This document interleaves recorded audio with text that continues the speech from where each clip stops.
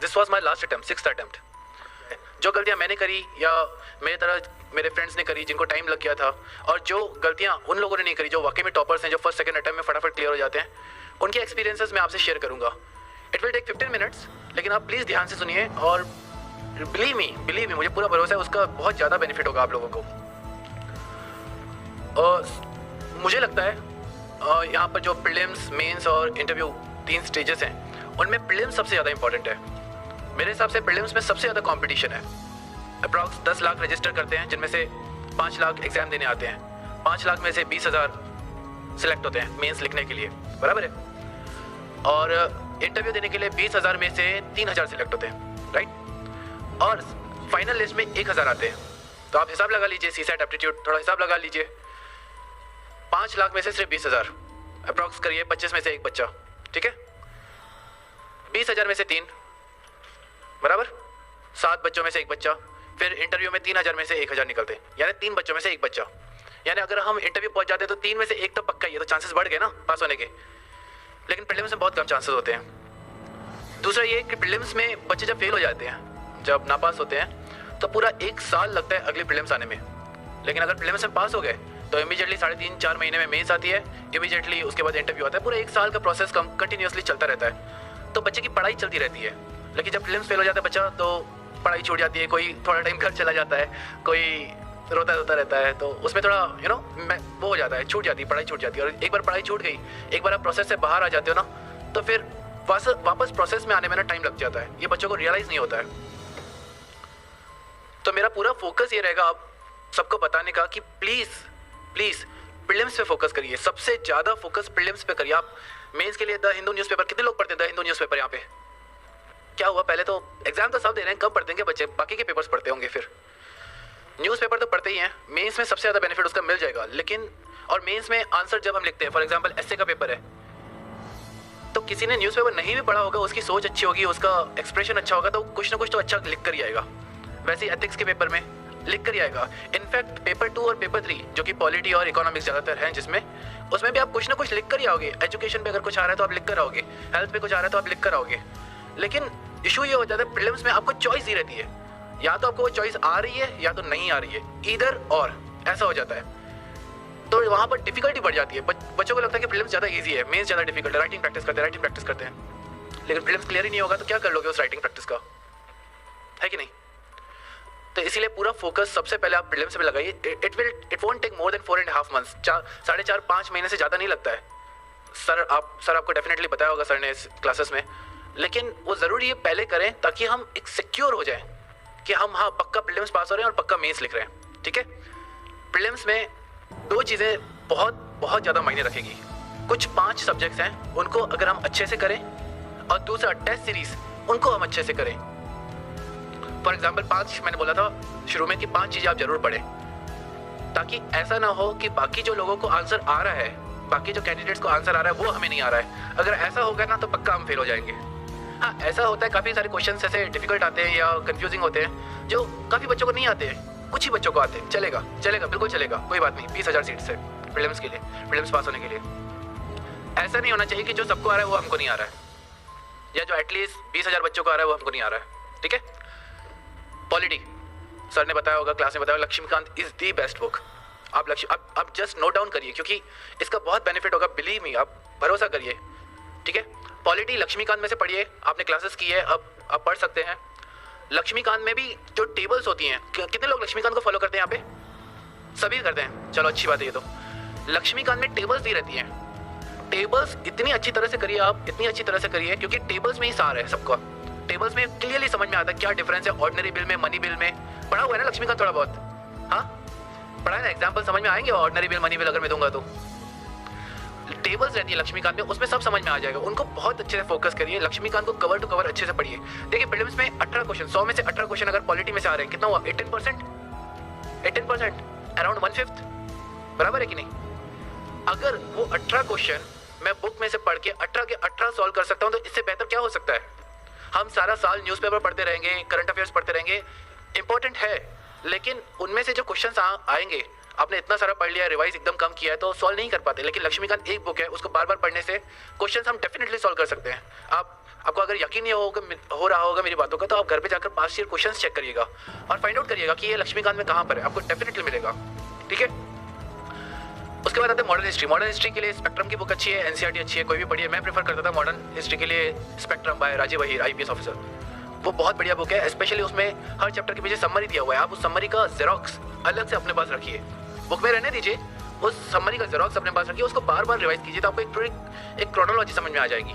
ठीक है, मैं ये आपको इसीलिए बता रहा हूँ क्योंकि देखिए पेप टॉक जो मोटिवेशनल स्पीचेस हैं, जो आपका मनोबल बढ़ाए, ऐसी स्पीचेस हम देंगे, टॉपर्स देंगे, लेकिन प्रैक्टिकल जो है बच्चे यहाँ से सुन के चले जाएंगे, लेकिन प्रैक्टिकल जब वो पढ़ाई करने बैठेंगे ना तब उनको बहुत दिक्कत आएगी।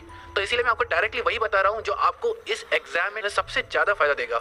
ठीक है, मॉडर्न हिस्ट्री के लिए आप स्पेक्ट्रम करें, मेरे हिसाब से वो बहुत अच्छी है। अगर 7-8 क्वेश्चन आते हैं तो डेफिनेटली 6-8 में से 6 उसमें से हो ही जाएंगे, अच्छे से पढ़े तो। ओके, फिर आता है एनवायरमेंट। एनवायरमेंट के लिए 12th क्लास की बायोलॉजी की एनसीईआरटी जो है उसका एक सेक्शन है इकोलॉजी, वो करें। अगर वो नहीं करना है लोगों को तो आईसीएसई की 9th और 10th की किताब आती है, वो करें। इन दोनों में से कोई भी कर लिया, एटलीस्ट बेसिक एनवायरमेंट अच्छे से होगा। ठीक है, उसके अलावा करंट्स आता है, आपको वो न्यूज़पेपर में से करना पड़ेगा। 4th geography. ज्योग्राफी के लिए 6th to 12th एनसीईआरटी अनिवार्य है, अच्छे से करना है, धीरे धीरे करना है। उसमें जो कि किसने देखी ना, अब बच्चों आपने देखी होगी 6th और 7th की एनसीईआरटियाँ देखी हैं कि सीधा 11th 12th की उठाते हो। 6th और 7th की उसमें वो बंटी बबलू वो कार्टून फिगर्स रहते हैं, वो क्वेश्चन पूछते हैं। कभी उन क्वेश्चंस पे ध्यान देना, वो क्वेश्चंस बहुत इंपॉर्टेंट रहते हैं। वो आपकी एक थॉट प्रोसेस डेवलप करेंगे कि यार ये क्वेश्चन हमने क्यों नहीं सोचा, पर वो आपको सोच के दे रहे हैं ताकि आप उस पर सोचें और फिर आंसर निकालें। और आप बिलीव नहीं करोगे, आप क्वेश्चन देखोगे ना यूपीएससी में, उनमें से क्वेश्चन है, आप बिलीव नहीं करो, आप एक बार चेक तो करिए जाकर। ठीक है, तो ज्योग्राफी की 6 to 12 एनसीईआरटी जरूर करेंगे, यानी जरूर करेंगे। ठीक है, मैपिंग पे ध्यान देंगे आप। मैपिंग पे आजकल 8-8 क्वेश्चन आ रहे हैं, 8 क्वेश्चन बहुत मायने रखते हैं। और मैपिंग एक बार पढ़ा हुआ है तो इमीडिएटली अगर याद आ गया एशिया में सीरिया कहाँ पर है, म्यांमार कहाँ पर है, कैसे जुड़े हुए हैं, ठीक है, स्पेशली एशिया का मैप, तो फटाफट क्वेश्चन सॉल्व हो जाएंगे। तो मैपिंग एशिया पर ज़्यादा फोकस करेंगे, India as well as Asia. ठीक है, के सिद्धार्था की बुक आती है वर्ल्ड मैप पे और प्रेम पटेल की बुक आती है इंडियन मैप्स पे, वो आप रेफर कर सकते हैं, मैपिंग ईजी हो जाएगी। ठीक है, 5वां इकोनॉमिक्स। इकोनॉमिक्स में शंकर गणेश IRS ऑफिसर है, उनकी बुक है। स्पेशली जो इंजीनियरिंग बैकग्राउंड से नहीं है उनके लिए शंकर गणेश बहुत अच्छी है। जो इंजीनियरिंग बैकग्राउंड से है मैं उनको कहूँगा Ronaldo.org पे वीडियोस है, या सर की क्लास में बढ़िया हो जाता है, कहीं पर भी आप पढ़िए। इकोनॉमिक्स बहुत इंपॉर्टेंट है, इकोनॉमिक्स में से काफ़ी क्वेश्चन आते हैं, 15 क्वेश्चन आ जाते हैं। तो मैंने क्या सब्जेक्ट्स बताया, मैंने 5 सब्जेक्ट्स बताया आपको, polity, history, economics, environment and geography. कुछ भी हो जाए आप पहले ये 5 सब्जेक्ट अपने हाथ में रखिए, ये बेसिक सब्जेक्ट हैं। ये अगर नहीं आ रहे हैं तो हम पक्का फेल हो जाएंगे, बाकी आए नहीं आए ठीक है, ये नहीं आ रहा तो पक्का फेल होंगे। तो ये 5 सब्जेक्ट अच्छे से करिए। मैंने आपको बुक्स बताई है, मैंने आपको ये भी बताया कि उन बुक्स को कैसे पढ़ें। पॉलिटी में टेबल्स पे ज़्यादा ध्यान दें, हिस्ट्री में स्पेक्ट्रम पे ज़्यादा ध्यान दें, ज्योग्राफी में वो जो क्वेश्चन है उन पे ज़्यादा ध्यान दें। ठीक है, ये पहला रूल। दूसरा रूल है टेस्ट सीरीज। टेस्ट सीरीज इतनी ज़्यादा ज़रूरी है, बहुत ज़्यादा ज़रूरी है। काफ़ी बार हम ओवर कॉन्फिडेंट हो जाते हैं या फियरफुल हो जाते हैं।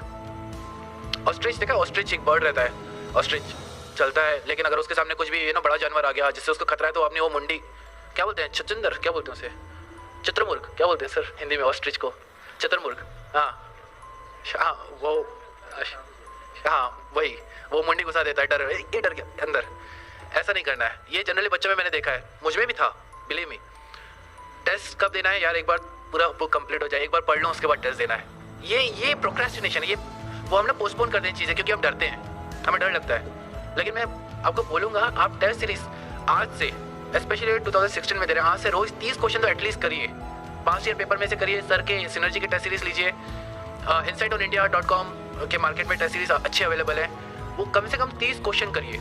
30 क्वेश्चन रोज करोगे ना तो समझ में आ जाएगा कि गलती कहाँ पर हो रही है, और ज़मीन पे रहेंगे, हवा में उड़ जाएंगे। नहीं तो यार पॉलिटी लक्ष्मीकांत पूरा बुक हो गया, 2 बार 3 बार हो गया यार, हो गया बस मेरा। तेरा कितनी बार हुआ यार, मैं तो कंप्लीट नहीं हुआ है।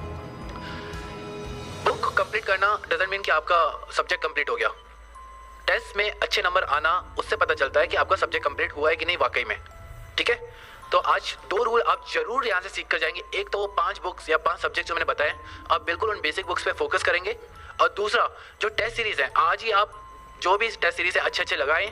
अगर नहीं लगा पा रहे तो उनके पेपर्स अपने पास अरेंज करें कहीं से भी, और रोज 30 क्वेश्चन तो एटलीस्ट मिनिमम 30 क्वेश्चन करें, क्योंकि कुछ 75-80 दिन बचे हैं। अगर थोड़े ज़्यादा दिन होते तो मैं बोलता कि 10, 15, 20 करिए, तो थोड़ी ज़्यादा करिए। 2016 वाले, 2017 वाले आराम से 20-20 कर सकते हैं रोज, ठीक है। ये 2 चीज़ें। उसके अलावा मैंने बताया आप एक ही चीज़ को बार बार आप रिवाइज करेंगे, बार बार रिवाइज करेंगे ताकि अर्जुन जैसा फोकस आ जाएगा। और सेल्फ स्टडी, लाइब्रेरी में बैठ के क्लास में आप सीख ले जाके, लेकिन उसके बाद अपने घर में रूम में जाइए, लाइब्रेरी में जाइए, कहीं पर भी जाइए, बैठ के सेल्फ स्टडी करिए, उसी चीज़ को पढ़िए, इत्मीनान से पढ़िए, शांति से पढ़िए, कर सकते हैं। देखिए मैं बता रहा हूँ, ये मेरा 6th अटेम्प्ट था। CA भी दिया है मैंने और ग्रेजुएशन भी दिया और स्कूलिंग तो ऑब्वियसली की है, सबने की है। और हम सबके साथ ऐसा हुआ ही होगा कि यार स्कूल में भी फेल हो रहे हैं, ठीक है, नंबर कम आ रहे हैं, 12th यार बहुत डिफिकल्ट है, 10th बोर्ड, 12th, फिर ग्रेजुएशन आ गया। फिर चलो ग्रेजुएशन तो आजकल वो शार्प नोट्स आते हैं तो फटाफट हो जाते हैं, जिसका कॉमर्स होगा। उसके बाद CA में आ गया तो ऐसा लग रहा था कि यार ये तो बहुत डिफिकल्ट है, बराबर है, वो भी पार कर लिया। और उसके बाद UPSC पार कर लिया। पहले वो भी लग रहा था यार कितना डिफिकल्ट है। मुझे अभी ऐसा लगने लगा है कि हम सब में है वो बात, जो पोटेंशियल बोलते हैं ना, जो एबिलिटी बोलते हैं, वो है कि हम कर सकते हैं। दिक्कत ये कि हम खुद को चैलेंज नहीं करते, ना ही हमको कोई चैलेंज नहीं करता कि भाई एक बार किसी ने चैलेंज करके तो करके दिखा रहा है तो चढ़ के दिखा इस पे। किसी ने कर दिया चैलेंज तो हम कोशिश पूरी लगा देते, अपनी जान लगा देते चढ़ने के लिए, लेकिन जब तक कोई चैलेंज नहीं करता फिर हम चढ़ते नहीं है, बराबर है कि नहीं। तो ये चैलेंजेस है, ये चैलेंजेस आपको ऊपर लाएंगे। ये जो UPSC की जो प्रोसेस है ना, बिल्कुल ऊपर लाएगी। मैं जब CA इंटर में था तो मैं सर के पास आया था, अतुल सर के पास। सर को शायद याद नहीं होगा क्योंकि काफ़ी टाइम हो गया। तो हमारे CA, जब हम CA इंटर यानी CA PE2 पास होते हैं और CA फाइनल की एग्जाम होती है, उसमें 3 साल होता है गैप, और 3 साल में हमको आर्टिकलशिप करनी पड़ती है। तो मैंने कहा यार बहुत टाइम है, 3 साल, तो चलो UPSC करते हैं। तो अतुल सर के पास आया था तो सर ने बोला कि क्या प्लान है, क्यों करना चाहते हो ये वो। तो मैंने बोला कि सर ये ऐसा है, 3 साल है। सर ने सुना, सर समझ गए कि ये तो। फिर सर ने बोलना शुरू किया कि तुमने क्या समझ के रखा है UPSC को, ऐसे ही हो जाता है क्या, तुम्हारे जैसे लोग आ जाते हैं UPSC करने, ये वो। मैंने कहा अरे बाप रे क्या बम्बार्डिंग हो रहा है। घर पे गया, अरे बाप रे, मेरे फ्रेंड्स पूछ रहे थे यार क्या हुआ, किसने क्या बोल दिया तुझे। मैंने कहा यार ऐसा हो गया यार, तो बड़ा उदास निराश हो गया था। लेकिन आज मुझे वो बात रियलाइजेशन होती है कि वो सही था। सिंसियर एफर्ट्स और ऑनेस्टी अपने पढ़ाई के प्रति कि एक गोल है। देखो डिफिकल्ट नहीं है, मैं ये नहीं बोलूंगा ये रॉकेट साइंस है। ज्योग्राफी यार बच्चे पढ़ रहे हैं यार, 12th क्लास के बच्चे पढ़ रहे हैं, 6 to 10 वो हमको पढ़नी पड़ रही, तो क्या डिफिकल्ट है क्या? नहीं है, डिफिकल्ट नहीं है, बिलीव मी। लेकिन वास्ट बहुत है, इतना वास्ट है ना, इतना वास्ट है कि आप एक सब्जेक्ट उठाते हो, जब दूसरा खत्म करते हो, तीसरा खत्म करते हो तो पहला भूल जाते हो। तो ऐसा होता है। तो आपको कंटिन्यूसली उसको बार बार रिवाइज करते रहना ताकि हमको याद रहे इतना वास्ट सब्जेक्ट्स। तो आराम से बैठ के लाइब्रेरी में सेल्फ स्टडी करेंगे, बार बार रिवाइज करेंगे और छोड़ेंगे नहीं। जिद पकड़ लेना, करना है करके रहेंगे।